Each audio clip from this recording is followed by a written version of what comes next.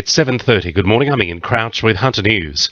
A petition has been lodged with the New South Wales Governor calling for a judicial review into the Kathleen Folbigg case. The Singleton woman has so far served 12 years in jail for killing her 4 children. However, legal and forensic pathology experts say there's a large amount of evidence showing her babies died of natural causes. The Herald reports the petition is set to be forwarded to the Attorney General and then the Crown Solicitor's Office. A new report has revealed about 1 in 4 passengers on the Hunter rail line is a fare evader.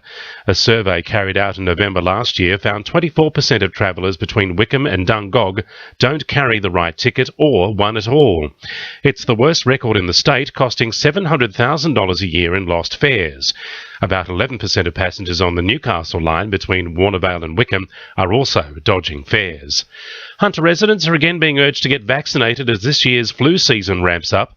There's reportedly been a big jump in confirmed flu cases already this year, with this flu season expected to be particularly relentless.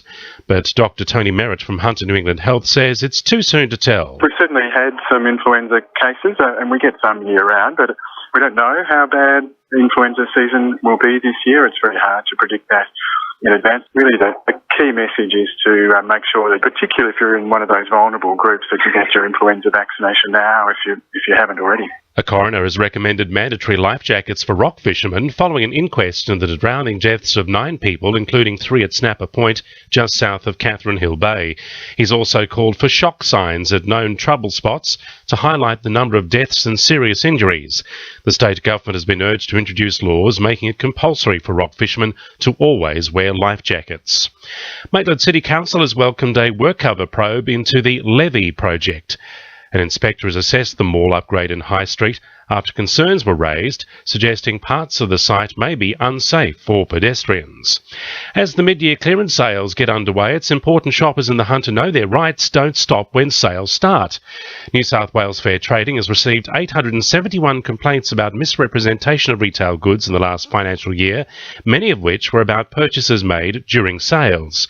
Commissioner Rod Stowe says many of these complaints could have been avoided if customers knew their rights. If goods, are defective in some way, then a consumer needs to be able to, get an outcome, with a trader, and knowing your rights is important.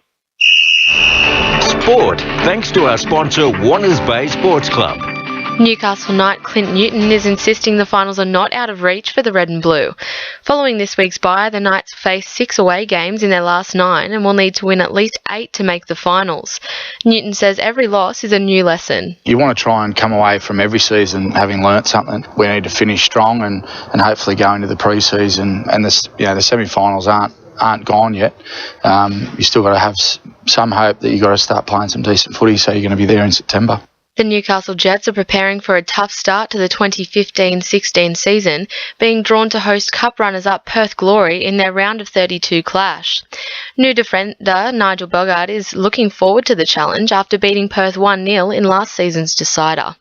And in kart racing, this weekend we'll see more than 160 of the Hunters' top karters battle it out for the annual Newcastle City Cup.